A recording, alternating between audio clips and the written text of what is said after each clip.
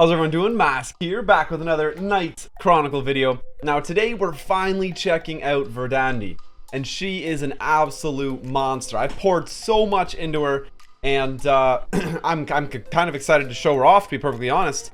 Let's start by checking out her leader skill. Increasing water allies attack by 40% makes it one of the best water related leader skills we have in the game now. Esna giving that 60% buff only to a mono water team is the only thing that compares. Verdandy's passive, 60% chance to cast Revive Unavailable for 2 turns upon landing a critical strike. Fantastic. Revive Unavailable is amazing. Inflicts 30% additional damage when attacking enemies affected by Revive Unavailable. 30% additional damage. 100% chance to apply Strike Preparation for 1 turn at the start of the wave. That guarantees the next attack will be a critical strike. And a 50% chance to apply Strike Preparation when attacked. Guaranteed crits. And then very much so getting many more guaranteed crits as the match goes on, especially in PvE when you're getting hit so very often. Level 60 passive decreases damage taken for enemies whose HP is 50% or higher by 20%. Kinda meh attack based unit. Some natural tankiness though, and that's not so bad. Activates Resolve when caster takes damage greater than their current HP and restores their HP by 50%. So you get Verdandy, she has a Resolve, and the cool thing about her Resolve specifically is her turn comes more quickly when Resolve is activated. And she also gets to increase her attack by 30% for 2 turns once that Resolve pops as well. Her 60 talent is actually kind of underwhelming. Her regular passive is phenomenal. This 60 talent, it's decent. There's a lot of nice stuff in here, but nothing compares to what she gets from Death Sight. Now, we'll jump into a match to check out her skills in just a moment. If you enjoy these videos, you should subscribe. And don't forget to hit that bell icon so you don't miss out on any of the daily uploads. Alright, now, let's take a look at Verdandy here. She has Strike Preparation ready. That's what this buff is right here, meaning her next attack is a guaranteed crit. Now, in PvP, it is nuts. So let's take a quick look at her skill 3 here. Death penalty, level 1, inflicts damage equal to 300% of attack that ignores defense to 1 enemy, 60% chance to disable Resolve for 2 turns, and inflicts damage equal to 300% of attack to 2 enemies adjacent to the target if the attack kills the target. Absolutely insane. So I'm going to go ahead and blow that on Morgan here, and don't forget, the Verdandy's passive also has a 60% chance of removing or making Revive unavailable. So this is going to kill Mori for sure, and it's going to hit Rue, and it hit Rue, and it hit Amon there. Rue's Resolve, there was some Resolve popping there. That's the only reason people are still alive. But that attack is absolutely nuts. And I'm pretty sure Morgan got Revive unavailable, or Rue revived Amon there. I didn't quite follow what was going on. Alright, Verdandy, skill 2. Inflicts penetration damage equal to 80% of attack to all enemies. Increases caster's critical strike damage by 20% for 2 turns. Applies Strike Preparation for 2 turns that guarantees the next attack will be a crit strike. Now, if you take a look at it, Verdandy started this game with Strike Preparation and has already gotten it back by being hit. So this is a guaranteed crit on everyone on the enemy there. As you can see, people got hit like trucks. Rue took 10,000 damage there. That's a near one shot. And Strike Preparation is back. This is going to be the 3rd turn in a row with 0% crit chance. Absolutely no crit chance investment coming from any runes. Nothing. And Verdandy's about to do 3 crits in a row. Boom, boom, boom. That's how crazy this character is. Now, taking a look at Verdandy's skill 1. Inflicts damage equal to 100% of attack to 1 target. 35% chance to inflict 20% additional damage. And don't forget, there's additional damage coming from the passive as well, if the opponent is Revive unavailable, which I don't see anybody with. But 14 plus 10k. Did you see that? That was a 24k skill 1 crit on Rue. Absolutely bonkers. This should have been on Kane. But it doesn't matter. I'm done showing you Verdandy's skills. Skill 1 can hit like an absolute truck. Skill 2 is an AoE. It doesn't hit very hard, but it sets you up with 20% crit damage boost and guaranteed crit for over the next 2 turns. Skill 3, an absolute huge damage nuke that then nukes both people. It ends up being a nuke cleave if you kill the person you're targeting, which is not hard with guaranteed crits. Alright, done the skills. Let's take a look at the rune setup. Now, there are 2 very, very good ways to set Verdandy up rune-wise. If you're able to... the first way is kind of how you see me set up right now, with Rune of Destruction and Rune of Life. Obviously, favoring crit damage and attack. Those are the best stats. I have 0 crit strike chance in these runes. But the thing is once you have 100% crit damage, every available opportunity to acquire crit damage is matched by exactly half of that worth of attack. So if you have 100% crit damage, when you are critting, 10 attack is doing 20 damage. And increasing that crit damage is going to then... increasing crit damage to, let's say, 120% is only going to make that 10 attack do 20... like 22, 24 damage, when you could have instead picked up 10 more attack itself. Basically what I'm trying to say, less confusingly, is the optimal spot to get your crit damage to is 100%. And then keep putting stats into crit damage, yes, but only if that slot does not have the potential for attack. The absolute best way you could set runes up on Verdandy would be 4 Rune of Rage, 2 Rune of... the sub runes, you can also get specialty ones.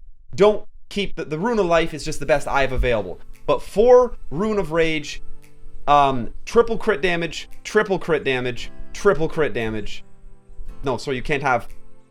triple crit damage, triple crit damage. That would be 6 crit damage substats. That's enough by itself to get you to that 100% crit damage threshold that I'm talking about. At that point, attack becomes a better investment. So you're going to be getting attack from the rune set, triple attack, and then slot 6, also triple attack subs. Even on my Verdandy right now, because my crit damage is up over, it's near 150%, my slot 6 would be way better having attack in this slot than crit damage. I just went absolutely crazy with the crit damage to see what kind of huge crits we could hit. But that being said, even with these crits coming in crazy, attack would increase the overall damage I do, even with those crit attacks. Attack is better in slot 6, pretty well no matter what. In slot 1, you obviously have crit damage. That's the number 1. After crit damage, I'd probably put HP. This, I'd rather be HP than crit damage. But Verdandy, attack speed, never forget. It still is attack speed, then crit damage, then HP. Slot 2, attack speed, then crit damage, then HP. But how about this triple crit damage? Crit damage rune. I've been saving this for someone like Verdandy for so long, and I'm so pumped to finally get to use it. Slot 3, you're pretty much looking at HP. HP, multi-strike is okay. I actually really don't like counterattack on Verdandy because counterattack makes you waste the strike preparation you get from other people hitting you. So HP is pretty much number 1 for me in slot 3.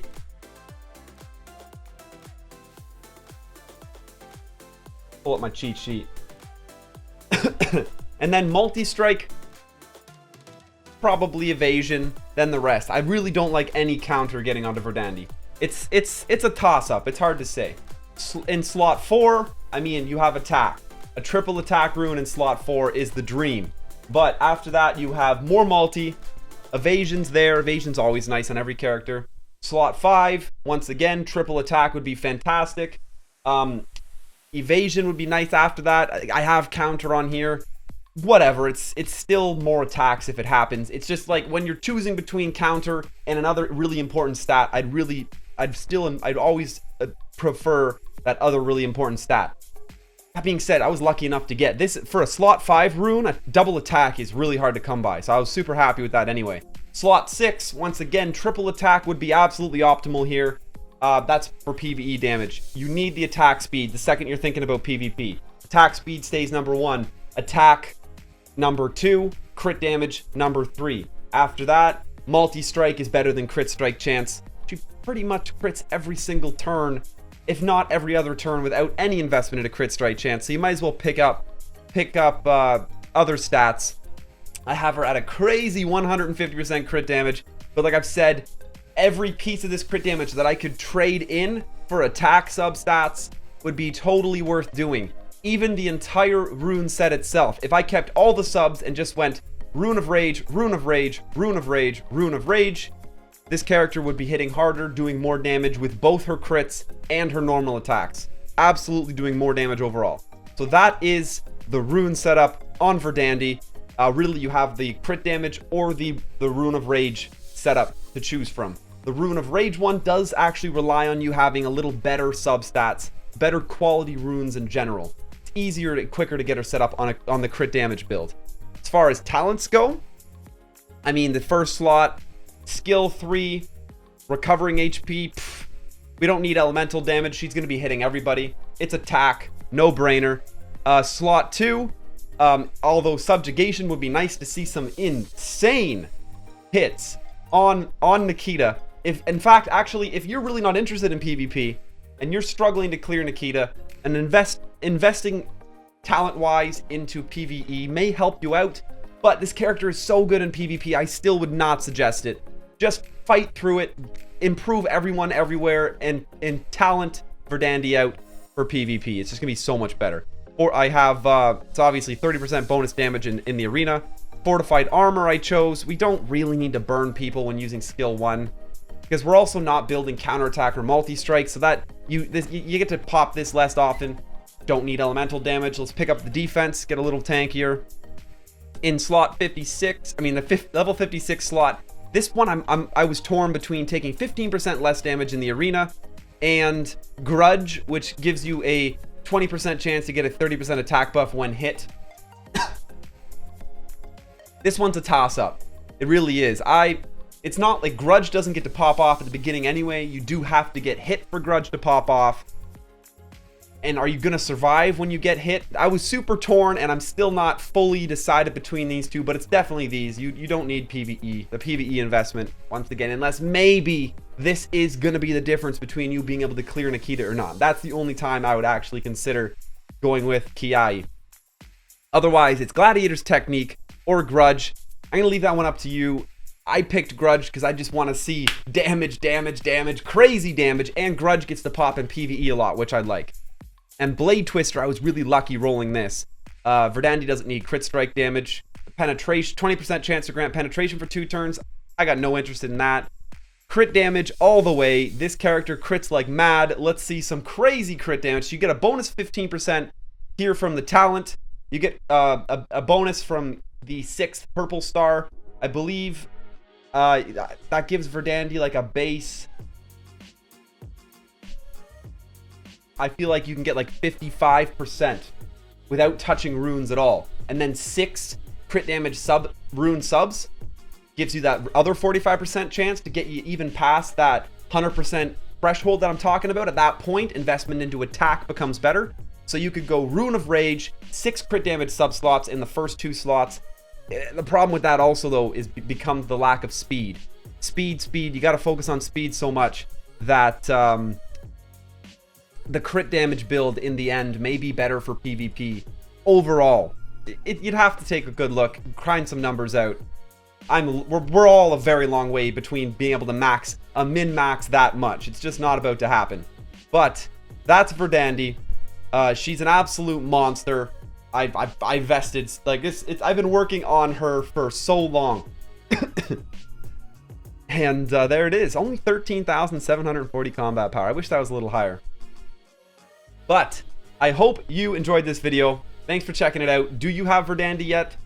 Sadly, you almost have to pull her to be able to clear Nikita. But if you don't be afraid. You can totally do it with a friend's Verdandi. Run a friend Verdandi. I've seen many people get the clears with only a friend Verdandi, but out of all the characters that have come out, I would say this one is absolutely worth investing in. This skill 3 is the biggest, best nuke we have seen in the game so far. So I hope you have good luck pulling Verdandi from the banner. Get her built. Let me know how you build her. One thing I haven't looked at is specialty runes. What specialty runes would you consider running on Verdandi? Let me know in the comments down below. She's great. Thanks for checking us out. I actually recorded this live on Twitch. As you can see the chat running above my head. I now stream about 5 days a week. I have my official streaming schedule posted on my Facebook and my Twitter. There's a link to both those in the description down below. Twitter.com/MasKScarin, Facebook.com/MasKScarin as well. And the link to join my Discord is down there as well. Discord.gg/MasTV. Come join the family. Love to have you. We got an awesome Knights Chronicle community growing in there. But find that streaming schedule. We got Monday through Friday and sometimes Sunday, basically. I'm planning on being live. Thanks again for checking this out. The chat's gonna help me out with this one.